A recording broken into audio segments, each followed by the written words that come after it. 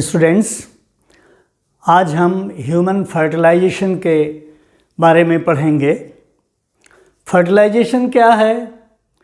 Fertilisation is the union of male and female gametes. Male और female gamete का जो union है वो फर्टिलाइजेशन कहा जाता है। तो फर्टिलाइजेशन के लिए कुछ बेसिक रिक्वायरमेंट्स होती है।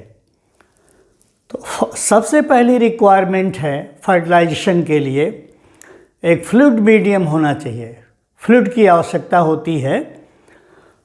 दूसरा ये है कि ओवम होना चाहिए और ओवम की जो लाइफ है वो 24 आवर्स है। और स्पर्म होना चाहिए। स्पर्म की जो लाइफ है वो 2 डेज़ है, दैट इज़ 48 आवर्स है। तो ये ज़रूरी है कि ओवम रहे और स्पर्म रहे तो फर्टिलाइजेशन होगा। और तीसरी आवश्यकता ये होती है कि नंबर ऑफ स्पर्म ज़्यादा होना चाहिए जिससे कि फर्टिलाइजेशन हो सके। तो फ्लूइड मीडियम, गैमीट्स का होना, ओवम होगा, ओवम की लाइफ 24 आवर्स है, स्पर्म की लाइफ 48 आवर्स है। इस तरह से हम देखते हैं कि अगर ओवम है और स्पर्म है तो एक 3 डे विंडो है, that is 2 day before ovulation and 1 day after ovulation. Ovum की लाइफ 24 आवर्स है और स्पर्म की लाइफ 48 आवर्स है। तो अगर ओव्यूलेशन से पहले स्पर्म आ गए हैं फीमेल रिप्रोडक्टिव ट्रैक्ट में तो वो वाइबल रहेंगे, एलाइव रहेंगे 48 आवर्स, 2 डेज़। ओवम जो है वो 24 आवर्स, तो ये 3 डे विंडो हो गई। अगर ओव्यूलेशन हो गया है तो ओव्यूलेशन तो 24 आवर्स ही ओवम एलाइव रहेगा, तो 1 डे आफ्टर है, ओव्यूलेशन के 1 दिन बाद और ओव्यूलेशन के 2 दिन पहले। और नंबर ऑफ स्पर्म जो है वो अधिक होना चाहिए। फर्टिलाइजेशन में कुछ और बेसिक रिक्वायरमेंट्स हो जाएंगी। क्या होना चाहिए कि स्पर्म को एक्टिव होना चाहिए। जो स्पर्म हैं वो during intercourse they are ejaculated inside the female duct, that is vagina. They are deposited, sperm are deposited at the top of the vagina. ये वेजाइना है, वेजाइनल ट्यूब है और यहाँ पर सर्विक्स है जहाँ पर यूट्रस और वेजाइना मिलते हैं। एक नैरो एंट्रेंस है यूट्रस में वेजाइना का और उसको सर्विक्स कहते हैं। मेंस्ट्रुअल साइकिल के फर्स्ट पार्ट में, फर्स्ट हाफ में, दैट इज़ बिफोर 14 डेज़, ये जो सर्विक्स है इस पर जो म्यूकस का प्लग होता है तो वो म्यूकस का जो लेयर है वो थिन हो जाती है और म्यूकस की जो थिन लेयर है वो स्पर्म के पेनिट्रेशन को अलाउ करती है। स्पर्म जो है पेनिट्रेट करके इनसाइड यूट्रस आ सकता है। मेंस्ट्रुअल साइकिल के सेकंड पार्ट में ये जो म्यूकस की लेयर है ये थिक हो जाती है और स्पर्म का पेनिट्रेशन इससे नहीं हो सकता है। सर्विस के थ्रू स्पर्म जो है पेनिट्रेट करके यूट्रस में नहीं आ सकता है। तो हम ये कहते हैं कि जो स्पर्म का इजाकुलेशन है ड्यूरिंग कॉपुलेशन, वो उसका स्पर्म का ejaculation top of the vagina पर होता है, नॉट बियॉन्ड दैट, उसके बियॉन्ड नहीं होता है। फिर यहाँ से वो सर्विक्स के थ्रू जो है यूट्रस में जाता है। फिर ये तीसरी बात होनी चाहिए कि स्पर्म का एक्टिवेशन होना चाहिए। कभी कभी कुछ स्पर्म विदिन 5 मिनट्स ही ओविडक्ट में पहुंच जाते हैं। तो ऐसे स्पर्म जो विदिन फ्यू मिनट्स ओविडक्ट में पहुंच जाते हैं वो एग को फर्टिलाइज नहीं कर सकते हैं। तो क्या होना चाहिए? सबसे पहले स्पर्म का एक्टिवेशन होना चाहिए और उस स्पर्म के एक्टिवेशन प्रोसेस को कहा जाता है कैपेसिटेशन।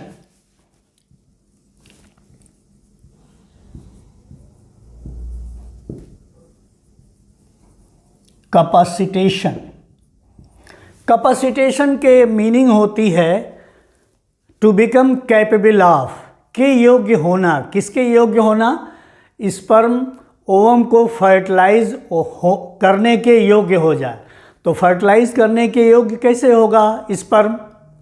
स्पर्म जब टेस्टिस में प्रोड्यूस होता है तो एपिडिडमिस में आता है और एपिडिडमिस में स्पर्म को के ऊपर ग्लाइकोप्रोटीन की लेयर चढ़ाई जाती है। अब वहाँ से जब और आगे बढ़ता है तो सेमिनल वेसिकल में आता है। वहाँ पर स्पर्म के मेम्ब्रेन पर प्लाज्मा प्रोटीन्स का एडिशन हो जाता है। फिर उससे आगे जब आता है स्पर्म तो काउपर्स ग्लैंड होती हैं। वो काउपर्स ग्लैंड अपना सेक्रीशन देती हैं जो कि म्यूकस होता है, एल्कलाइन होता है और वो लिब्रिकेशन का काम करता है।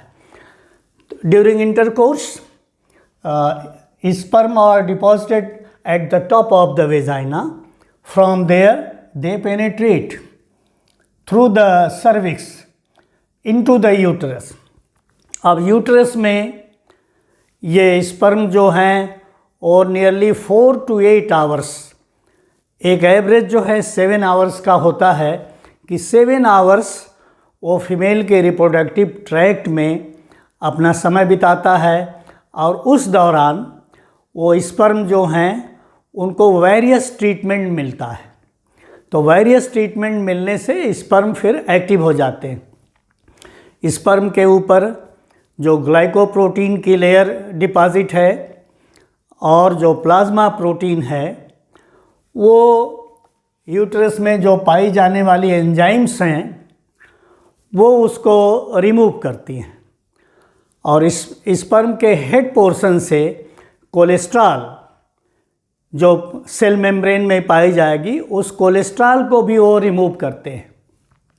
तो फ्लूइड तो इसको मिल गया, एक तो काउपर्स ग्लैंड से मेल के थ्रू आ गया, दूसरे जो वेजाइनल वॉल हैं उसमें जो ग्लैंड्स हैं वो रिलीज़ करती हैं और वेजाइनल की जो फ्लैप्स हैं लेबियम मेजोरा और लेबियम माइनोरा इनमें भी ग्लैंड्स पाई जाती हैं और इन दोनों को अगर मिला के कहें तो हम वल्वा कहेंगे। वल्वा और वेजाइनल दोनों की जो ग्लैंड्स हैं वो फ्लूइड सेक्रीट करती हैं। तो इस फ्लूइड के सहारे वो पेनिट्रेट करते हुए यूट्रस में आता है और यहाँ पर यूट्रस में जो एंजाइम्स हैं वो ग्लाइकोप्रोटीन की लेयर, प्लाज्मा प्रोटीन की लेयर और जो कोलेस्ट्रॉल है इसको रिमूव करता है।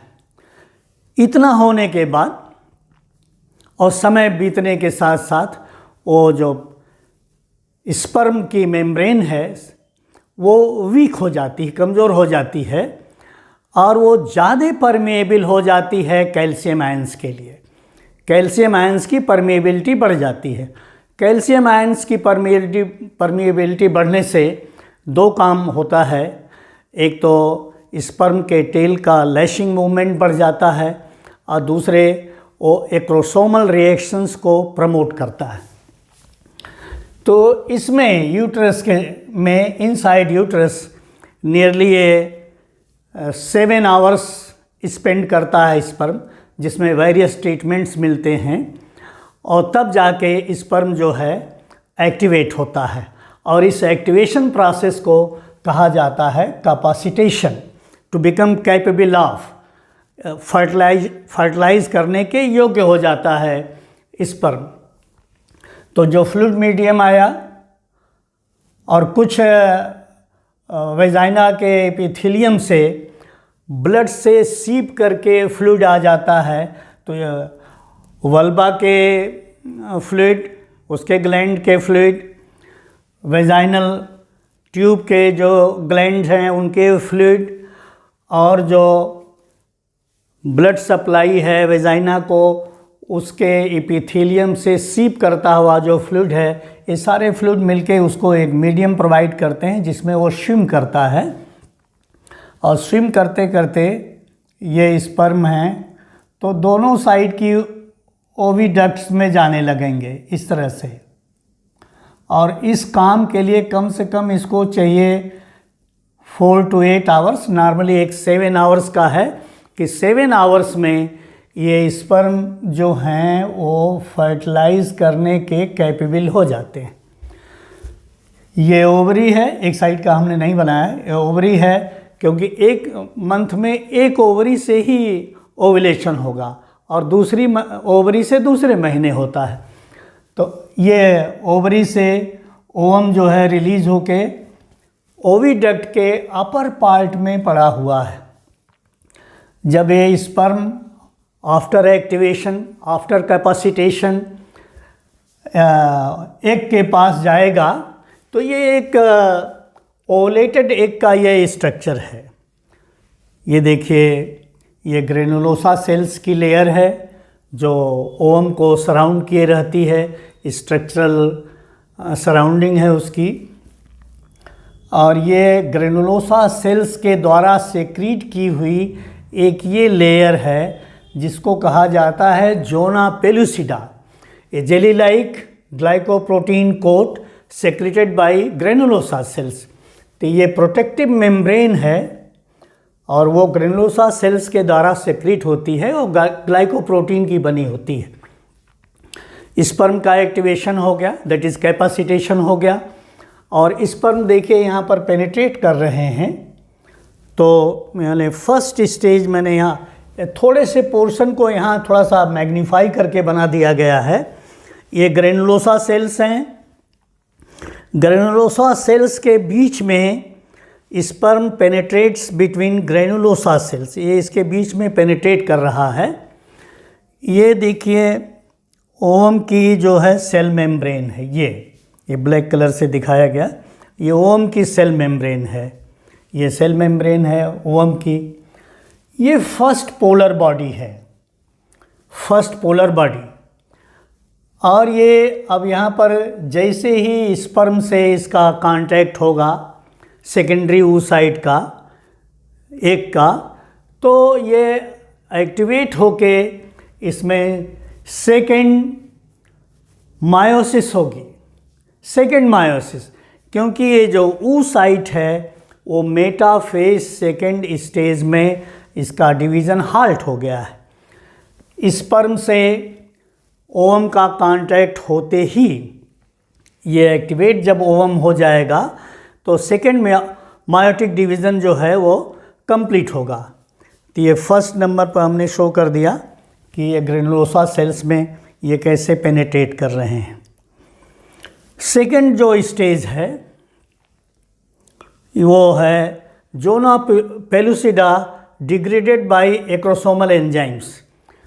जब यूट्रस के अंदर स्पर्म का ट्रीटमेंट हो जाता है विदिन 4 to 8 आवर्स और रिप्रोडक्टिव डक्ट्स की एंजाइम्स उसके आउटर जो ग्लाइकोप्रोटीन है, प्लाज्मा प्रोटीन है या कोलेस्ट्रॉल को जब रिमूव कर देते हैं तो एक्रोसोम की मेम्ब्रेन और जो स्पर्म के हेड की जो सेल मेम्ब्रेन है ये दोनों बहुत थिन हो जाती हैं और थिन होके वो एंजाइम्स का सेक्रीशन स्टार्ट करती हैं।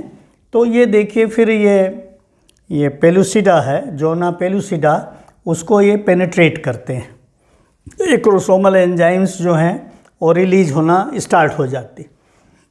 यहाँ पर जो है ये थर्ड स्टेज पर आपको दिखलाया गया, ये से आ रहा है sperm and egg plasma membrane fuse. ये स्पर्म का हेड है, ये oocyte की प्लाज्मा मेम्ब्रेन।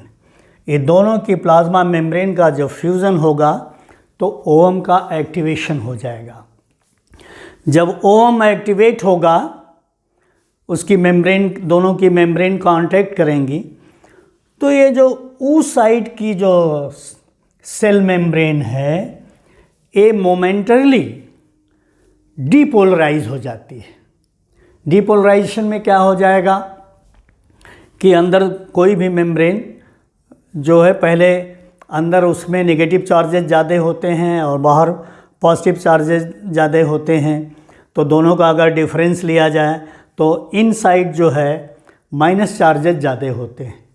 जब मेम्ब्रेन डीपोलराइज होगी तो ये चार्ज का रिवर्सल हो जाएगा और अंदर की तरफ प्लस में आ जाएगी वोल्टेज, माइनस से प्लस में आ जाएगी। तो ये डीपोलराइज हो गई मेम्ब्रेन और ये जो है कांटेक्ट प्लेस से एक मेम्ब्रेन के चारों तरफ ये तुरंत फैल जाएगा, विद इन नो टाइम फैल जाएगा। ये इंट्रासेलुलर कैल्शियम आयंस को ऑर्गेनेल से रिलीज़ कराता है बहुत क्विकली, तेज़ी से। इंट्रासेलुलर ऑर्गेनेल से कैल्शियम आयंस बहुत हाई कंसंट्रेशन में रिलीज़ होने लगते हैं। तो उस रिलीज़ होने से ये देखिए कॉर्टिकल ग्रेन्यूल्स हैं सेल मेम्ब्रेन के नीचे, just beneath the membrane, cell membrane of the oocyte। ये देखिए oocyte की मेम्ब्रेन है, यहाँ पर ये कॉर्टिकल ग्रेन्यूल्स हैं। तो ये कॉर्टिकल ग्रेन्यूल्स जो हैं ये अब एक्सोसाइटोसिस के थ्रू, जैसे ही इसकी मेम्ब्रेन एक्टिवेट हो जाएगी, डीपोलराइज हो जाएगी, तो ये जो कॉर्टिकल ग्रेन्यूल्स हैं वो इससे एक्सोसाइटोसिस के थ्रू अपने एंजाइम्स को ये जोना पेलुसिडा में ये पोर करेंगे। एक बात और आपको बताएं कि ये जो जोना पेलुसिडा है वो ग्लाइकोप्रोटीन की बनी हुई है और इन ग्लाइकोप्रोटीन्स में कुछ रिसेप्टर्स होते हैं, कुछ ग्लाइकोप्रोटीन्स रिसेप्टर फॉर्म करती हैं और उन रिसेप्टर को कहा जाता है ZP3। ये जो ग्लाइकोप्रोटीन रिसेप्टर्स होते हैं, जब स्पर्म इसको टच करता है जोना पेलुसिडा को, तो जोना पेलुसिडा के ZP3 रिसेप्टर्स स्पर्म मेम्ब्रेन के हेड के सेल मेम्ब्रेन के कुछ प्रोटीन्स को उसके साथ ज्वाइन कर जाते हैं, रिसीव कर लेते हैं और कांटेक्ट बनाते हैं। तो इस कांटेक्ट से इनका फ्यूज़न हो जाता है। जोना पेलुसिडा के रिसेप्टर्स ZP3 और स्पर्म मेम्ब्रेन के हेड पोर्शन के जो प्रोटीन्स होंगी, दोनों कोइंसाइड कर जाती हैं, मिल जाती हैं। और जैसे ही ये कॉर्टिकल ग्रेन्यूल से, जिनको लाइसोसोम्स भी कहा जाता है, ये एंजाइम्स रिलीज होंगी एक्सोसाइटोसिस के थ्रू, एक्सोसाइटोसिस प्रमोट होगा, तो ये जोना पेलुसिडा जो कि पहले लूज और इलास्टिक रहती है, अब ये जो है थिक हो जाएगी और हार्ड हो जाएगी। It thickens and harden. और जब थिक और हार्ड हो जाएगी तो ये कहा जाता है कि ये एक फर्टिलाइजेशन मेम्ब्रेन बना रही है और ये विद इन नो टाइम होता है। स्पर्म में की हेड पोर्शन की मेम्ब्रेन और oocyte की जो मेम्ब्रेन जैसे ही मिलती हैं, तुरंत ये कॉर्टिकल ग्रेन्यूल से एक्सोसाइटोसिस के थ्रू ये जोना पेलुसिडा जो है वो हार्ड हो जाता है, थिक हो जाता है, हार्ड हो जाता है। और एक काम और हो जाता है कि cortical granules release enzymes that harden zona pellucida and strip it off sperm receptors. इसके जो स्पर्म रिसेप्टर्स हैं वो स्टिफ हो जाते हैं, वो ख़त्म हो जाते हैं, समाप्त हो जाते हैं, डीएक्टिवेट हो जाते हैं। अब वो किसी और स्पर्म को के साथ ज्वाइन नहीं कर पाएंगे। और यहाँ पर ये देखिए कि स्पर्म न्यूक्लियस डिसोसिएट्स, जैसे ही मेम्ब्रेन का फ्यूज़न होगा, फ्यूज़ होके ये जो स्पर्म का जो न्यूक्लियस है वो इसके हेड पोर्शन से वो डिसोसिएट कर जाएगा और एक के साइटोप्लाज्म में आ जाएगा।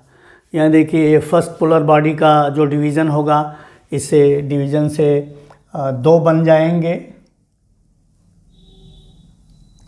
ये दो पोलर बॉडी इससे बन जाएंगी।